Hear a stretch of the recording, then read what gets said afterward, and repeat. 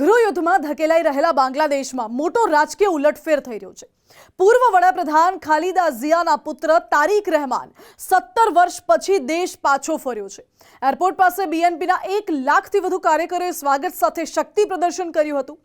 રહેમાન ધરપકડથી બચવા માટે વર્ષ 2008માં લંડન ભાગી ગયા હતા, ત્યારે હસીના સરકારમાં તેમની વિરુદ્ધ ભ્રષ્ટાચારના અનેક કેસો ચાલી રહ્યા હતા।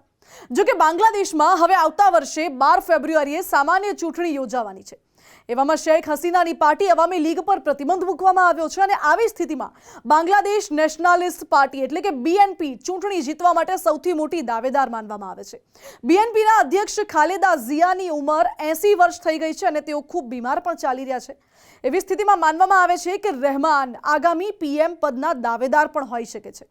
તારિક રહેમાન પહેલાથી જ ફેબ્રુઆરી 2026ની સામાન્ય ચૂંટણી લડવાની જાહેરાત તો કરી ચૂક્યા છે।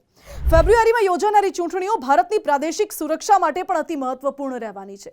તારિક રહેમાનની વાપસી ભારત માટે મહત્વપૂર્ણ એટલા માટે છે કારણ કે ભારત તરફી શેખ હસીનાની પાર્ટી અવામી લીગને તો ચૂંટણી લડવા પર જ પ્રતિબંધ મૂકી દેવામાં આવ્યો છે અને બીએનપીના ખાલિદા ઝિયા હોસ્પિટલમાં દાખલ છે।